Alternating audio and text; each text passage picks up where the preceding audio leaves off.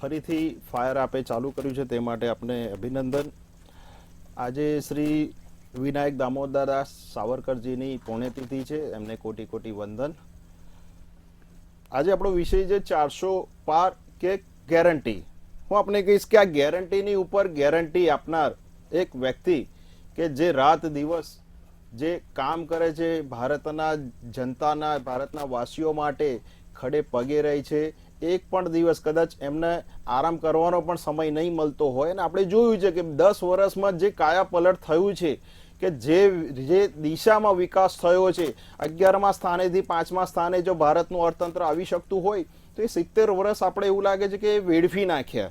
હું આપણે કહીશ કે જે પ્રમાણેની 1980થી પણ અમારી પહેલા જૂની જનસંઘ વખતેની અમારી જે વિચારધારા હતી કે ડૉક્ટર શ્યામાપ્રસાદ મુખર્જી વખતેના પણ અમારા જે સિદ્ધાંતો હતા કે શ્યામાપ્રસાદ મુખર્જીને કોંગ્રેસ પાર્ટી છોડવી પડી, એ 1960થી અમારા સંકલ્પ આપને બતાવું તો 370 અમારા એજન્ડામાં હતું, અમે પાર કર્યું. અમારી જોડે રામ મંદિર અમારી જોડે એજન્ડામાં હતું, અમે રામ મંદિર, ભવ્ય રામ મંદિર ઉદ્ઘાટન કર્યું. એમાં ભાવિ ભક્તો સમગ્ર 22 જાન્યુઆરી રામમય થઈ ગયું. હું આપણે કહીશ કે યુસીસી અમારા સંકલ્પમાં હતું, ઉત્તરાખંડથી અમે શરૂઆત કરી છે.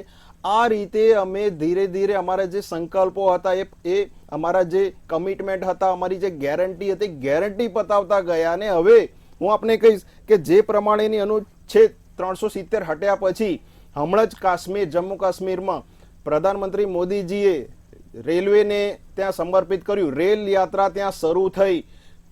ફારૂક અબ્દુલ્લા જેવા કટ્ટર વ્યક્તિએ કહ્યું કે આ જમ્મુ કાશ્મીરનો વિકાસ થઈ રહ્યો છે, ત્યાં એમ્સ આવે, ત્યાં હેલ્થના જે ડિપાર્ટમેન્ટો હોય, ત્યાંની જે હોસ્પિટલ હોય એ થાય, આઈઆઈટી બનશે.